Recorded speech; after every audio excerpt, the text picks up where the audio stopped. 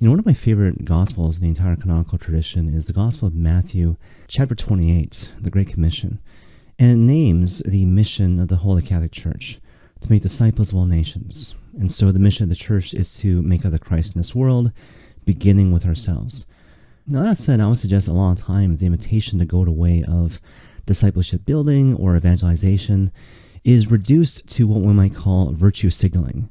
This idea of naming an obvious truth which everyone knows to be true.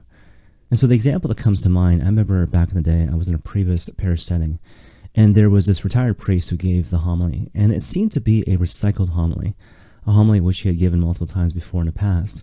And more to the point, he ended the homily by naming the church's position with regards to not just one, but multiple hot topic issues in a really aggressive and forceful sort of way, without further discussion or explanation.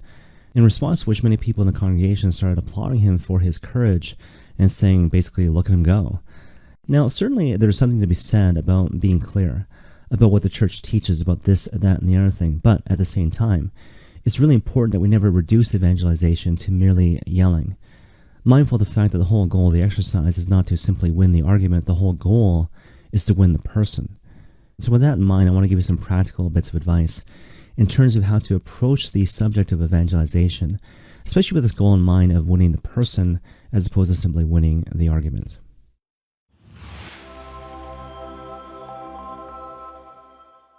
And so the first thing that comes to mind is the notion of openness, right? And so to kind of ask yourself the question, is the person I'm speaking with actually open to having a meaningful discussion about the faith?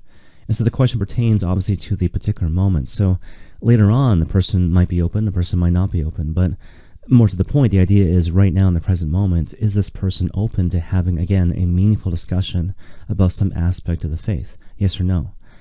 And so the example that comes to mind is actually from the gospel, right? So the Passion narrative.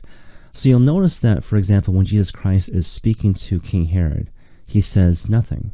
And so even though King Herod seems to be open to having a discussion in terms of posing to him questions, the Lord knows that he's simply a source of amusement for King Herod, right? And so King Herod doesn't demonstrate a fundamental openness to having a meaningful discussion about things of ultimate concern, as a result of which, again, the Lord is simply silent in his presence.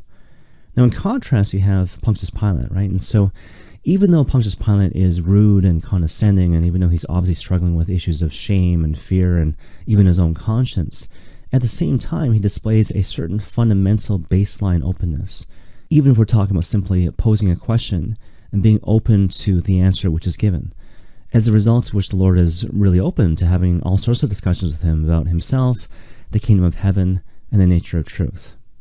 In any case, the second thing to keep in mind with regards to evangelization is to be aware of what we might call barriers to communication.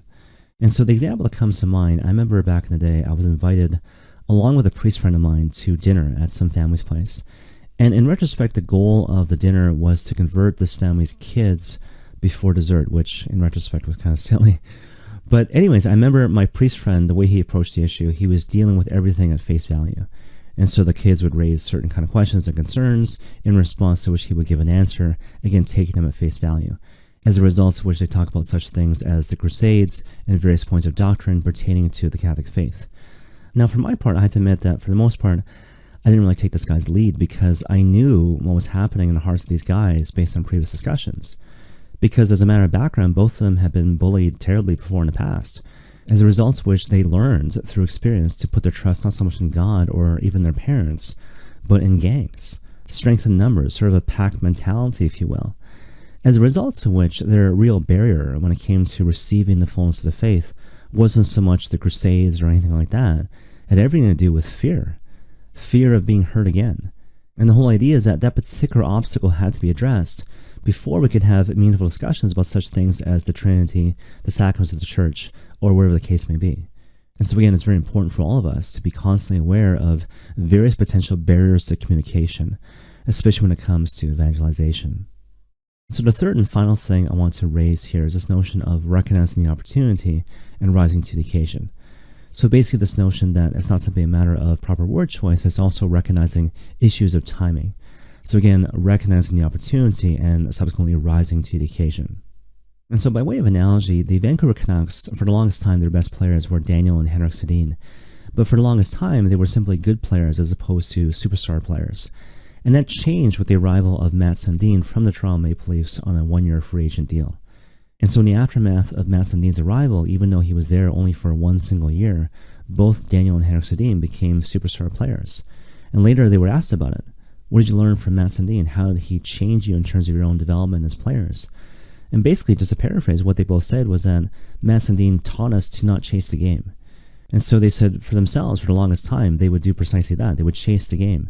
And so if things weren't going their way in the early going, they would deviate from the structure. They would start to doubt themselves, start to doubt their team, try harder, chase the game, as a result of which they would lose. And their own personal development as players was severely stunted as a result of this fundamental sense of impatience. But in contrast, when they watched Matt Sundin, they recognized that he didn't chase the game, but instead he actually let the game come to him.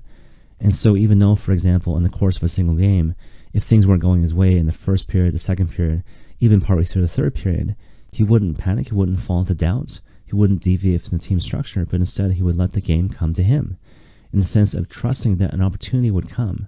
And when that opportunity came, he would trust that he would recognize the moment and then rise to the occasion. And of course, the same principle applies when it comes to evangelization.